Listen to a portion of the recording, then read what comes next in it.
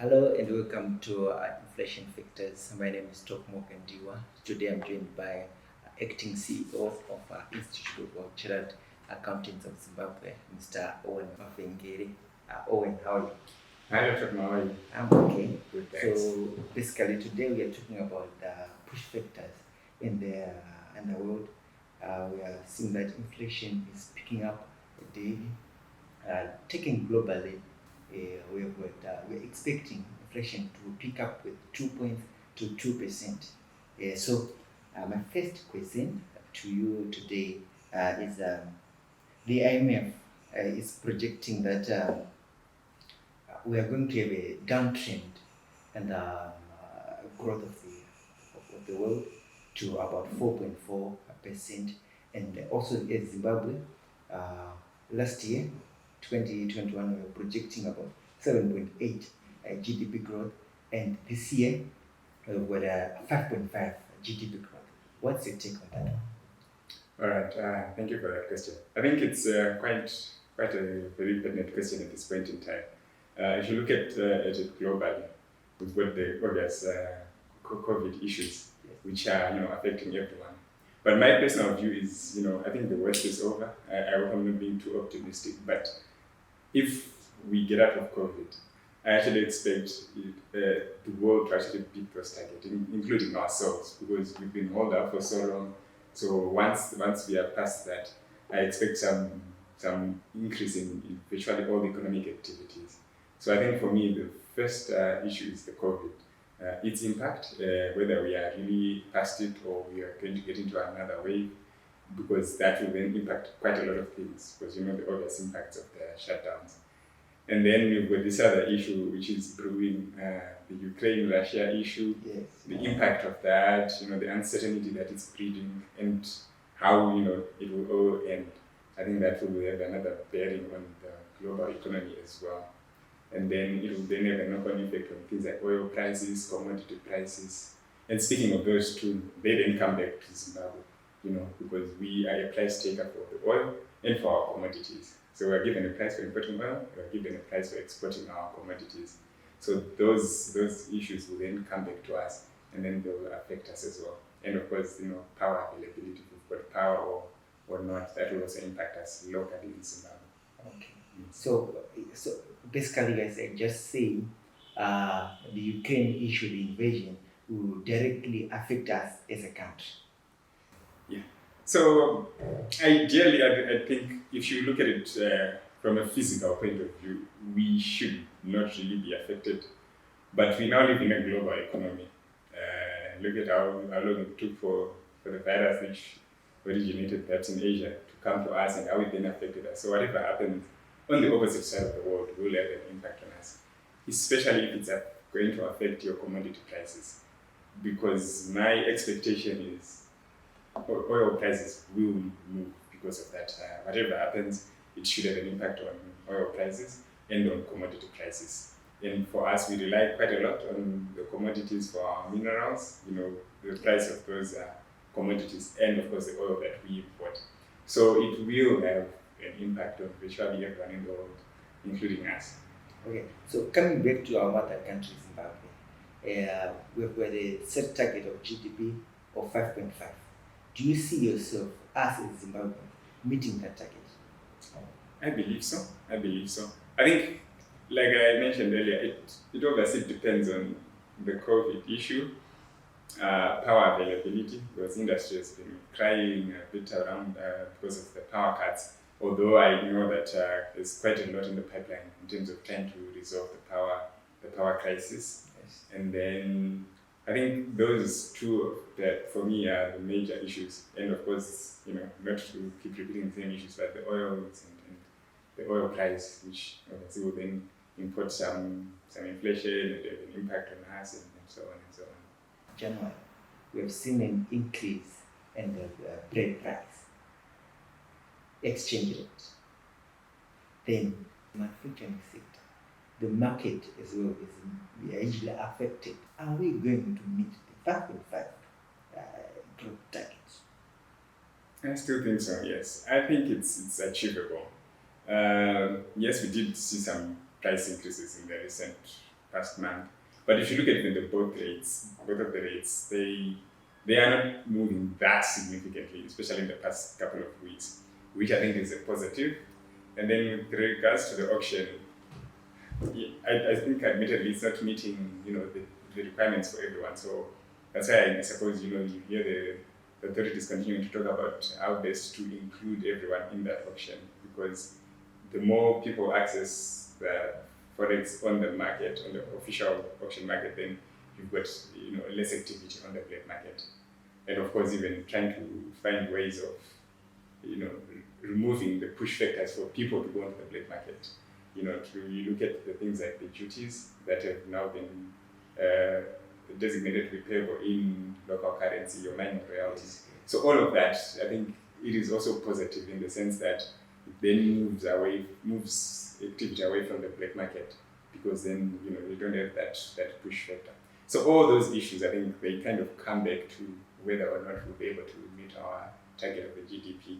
But I believe we will, especially if COVID comes down, and then we will have people trying to get out of the situation that we've been held up for like 2 years or so. Okay. So Zimbabwe, firstly, they've got a target of 20% annual inflation. Then they have adjusted it again to 25 to 35%. Are we going to meet this target of 25 to 35%? Or maybe in a later date, we're going to see another review?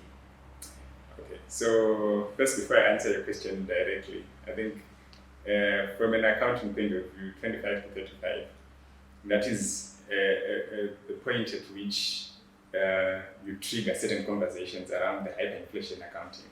So if your inflation is around about 25% or above, then you want to review, to at least look at the indicators that point to whether there's hyperinflation or not. So for me, in that regard, we really have to meet it, besides obviously the other reasons, but from a financial reporting point of view, meeting 25% will be a step towards exiting hyperinflation accounting. Obviously, it's not the only factor, there's a number of them, but for me, that is a key one. So I decided to just highlight that, to point out to how important that 25% is to me, as an accountant and to others. But whether or not we will meet that target, I think number one, we've got your money supply. Yes. If we continue to keep an eye on the money supply, that will definitely assist us to achieve that target.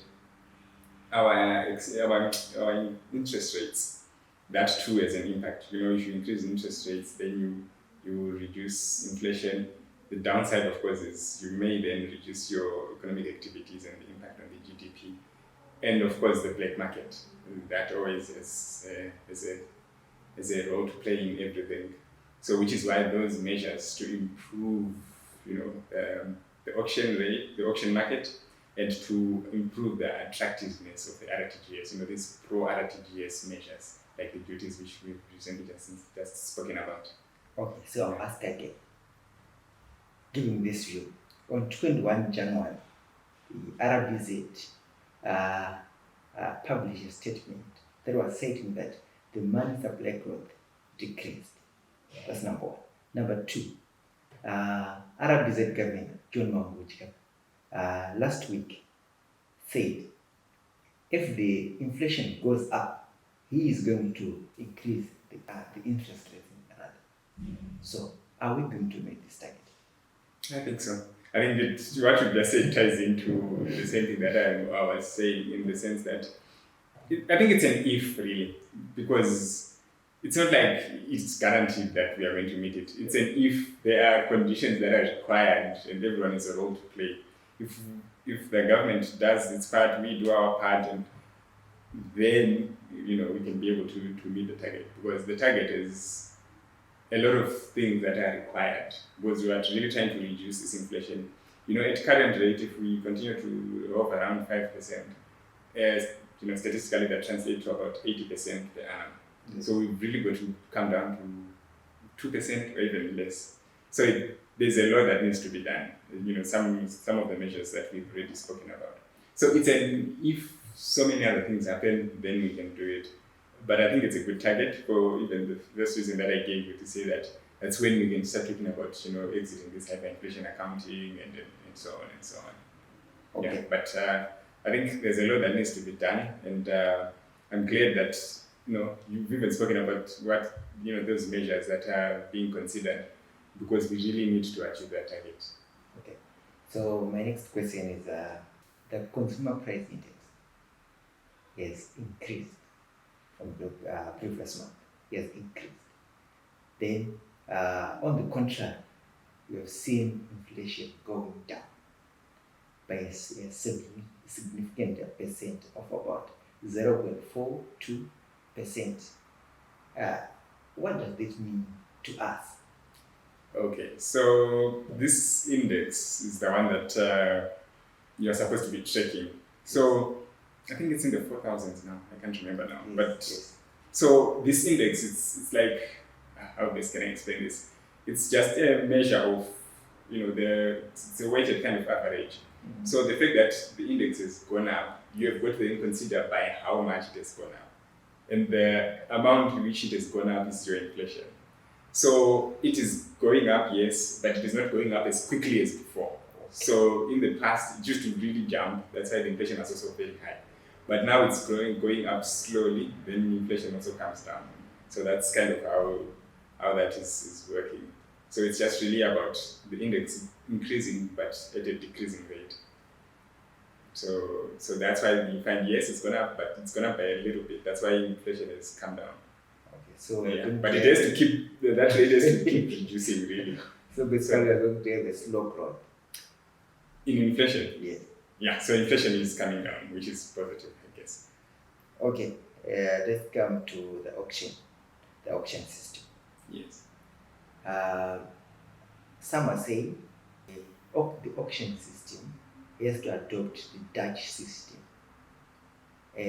So currently, it's got a backlog of about 8 weeks. So it is contributing to our annual inflation in our month-on-month inflation. What's your take on that? Okay. Yeah, I think I'm not sure about the 8 weeks, but any backlog on the auction will have a disadvantage, because then it pushes activity to the black market. Although I know of late that gap is essentially been coming down from that huge 8 weeks that you mentioned. So definitely, I think the auction in its current form, I'm not an economist, so just a disclaimer there, but you find that if, as it is now, yes, I suppose it's not meeting the full demand. So what we need are measures to ensure that everyone is really in a position to access their foreign currency through the auction. That way, at least we'll have less activity on the informal market. So I think that for me would be the major issue, to say how best can we increase capacity on that auction to make sure that everyone, that is the entire formal sector, even the informal sector, can come through and obtain their forex on that market, and then at least you'll have less activity on the black market, which will directly mean that you've got a lower rate, less demand, and so on and so on. Yeah, so I think it's really about trying to cast that net wider to ensure that virtually all sectors are in a position to access the foreign currency that they need through the official market. I think that for me would be the major concern. The how part, I'm not sure if I really can, I do have some thoughts, but I guess it would require maybe some economists or further thought and see how best that can be done. Yeah. Okay. So my next question is, in December, you've got a high inflation, which was mainly contributed from imported inflation, basically from the increased global oil price. Yes. So what could be a push factor that is going to contribute to the inflation that we are yet to have? I think it's going to come back to the oil prices again, really. Because if you actually look, the prices slowly creeping up, and this uncertainty in Eastern Europe again is another factor, the Russia-Ukraine issue, which I think will probably have an impact on the oil prices. So I think once again, we are likely to find ourselves, back to that position where the oil price has been the major issue. Then looking at the other two rates, they haven't really moved that significantly.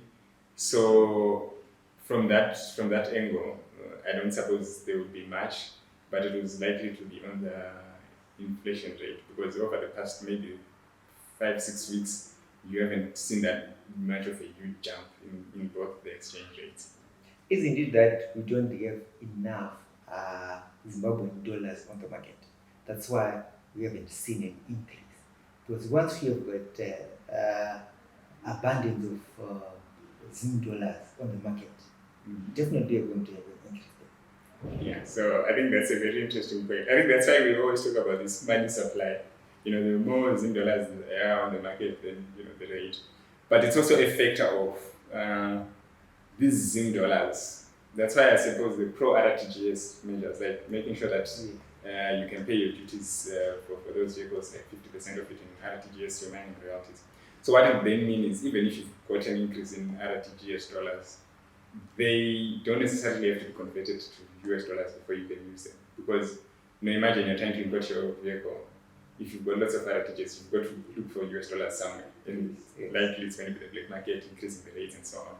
But if those RTGS dollars can actually be used, for your duty and things like that, then you don't necessarily need to go to the black market, which will then result in, having the RTGS, but without necessarily moving the black market rate. So yeah, so I think it's an interesting kind of an issue where the money supply will have an impact on the rate, but then at the same time, if that RTGS is attractive enough, and then there's no pressure to convert it to US dollars, then it should see a smaller increase in the exchange rates. I think that's probably what motivated that move. That you can now pay your royalties in RTGS, your duties in RTGS. So it's really quite interesting in that you've got to be able to, if there's money supply, you've got to monitor it. At the same time, you've got to make sure that whatever is on the market is attractive to the people. I think at some point we're going to need to get to a point where people can save in RTGS. But I don't know whether we are there yet, but I think that is essentially where we need to be at some point. You yourself, do you have confidence in the RTGS? Do you have the confidence? You're asking me my personal capacity, or but yeah, it's what I'll tell you is I'm not speaking for myself, but at some point I remember when people would immediately want to convert their salaries into US dollars the moment you earn it, and things like that. So I think there's been a decrease in that, in the sense that, because you've got inflation that's not that, huge or significant anymore, you are not under pressure to immediately do that the moment you get your RTGS salary. And it has a knock-on effect. It's kind of like a chicken and egg situation where one causes the other or the other causes the other. So I think as long as we've got that increasing confidence, I think it's going to be a step-by-step process, but I'm not an economist, like I said already. But I think it's a step-by-step process, and one step at a time, I would say. Well, it's fine. Yeah. So, for February, do you have any specific numbers for inflation? Any number that you are projecting that our inflation is going to be on this one because of these factors? 1, 2. My guess, really, I don't call it a projection, but my guess would be 5% at most. We were at 5.8, 5.8, 5.3. So I'm going to guess 5, unless, like we spoke about the oil price. Yes. And also just trying to guess based on what has happened on the exchange rates front. So I would say plus or minus 5%, hopefully less. The closer we get to 2%, like I mentioned earlier, the better. But I would say roughly kind of the same where we are right now, the 5% or slightly less. Okay. So I'll conclude with the IMF question. IMF said the supply growth is going to come down to 1.2%. As Zimbabwe, we are promoting retooling. We are promoting local manufactured goods. Does the 1.2% have an impact on Zimbabwe? I think so. And you said something that I absolutely think is very critical, this retailing and local supply. Yes. I think for me, that's one of our major that should be one of our major objectives. The obvious reason is employment and just increased economic activity. And instead of a scenario where we literally import everything, that doesn't work, because you also are exporting jobs to those countries. Yes. So the retooling, I think, is a very noble objective, and that's something that we should continue to push, and because of the obvious reasons which I just alluded to, your employment coming back home and everything. Of course, there's also the side where you've got to consider the efficiency of the local processes, so that our products are also priced competitively and so on. But I guess the retailing will kind of cover that, in the sense that you've now got these more efficient machines, more efficient processes, and then that will result in more efficiently priced goods. But I think that whole issue of retailing and increasing our local production is very, very critical. And it's something that we need to actively push, regardless of what else is happening in the global market. It's for us, it's something that we must, because we know what it will do for us, as a nation, and our whole economy. So it's something that requires an active effort from us to really push for that, regardless of anything else that's happening outside our borders. Although, of course, we can never escape anything that happens. We are now in a global economy. It's now just a small little village in this entire world. So whatever happens also will have an impact on us, unfortunately. It would be positive, it would be negative. But we also need to be able to actively trigger certain processes and to make sure that we actually meet such targets, such objectives. Okay. Yeah. So, in conclusion, we have seen 3-digit inflation coming to 2-digit inflation. What can we do to reach a single-digit inflation? Okay. I think it's similar to the 25 to 35% issue. First, if we come down from 60.6, 60.7, yes, if we hit 25, then 10, and so I think the response is really the same. The kind of measures that will take us to 25% will then be the ones that we just need to keep working towards to get to 10 and whatever target that we would want after that. So I think it's one step at a time, when first we've got to come down to the 25, 35s, and then further come down. I'm not sure perhaps how long that could take, but I think if we get to 25 first, and then we continue to have these targets that are consistently coming down to where we ought to be. So is Zimbabwe on the right track? I would say so. I think it's still a journey. There's still a lot that needs to be done, definitely, but at least we're headed we're at least facing the correct direction. That's just my personal view. Okay, thank you. Thank you, viewers. Once again, my name is Top Mokandiwa. Let's meet in the next episode. Thank you. Thank you, Mr. Mfekere. Thanks, Top Mo.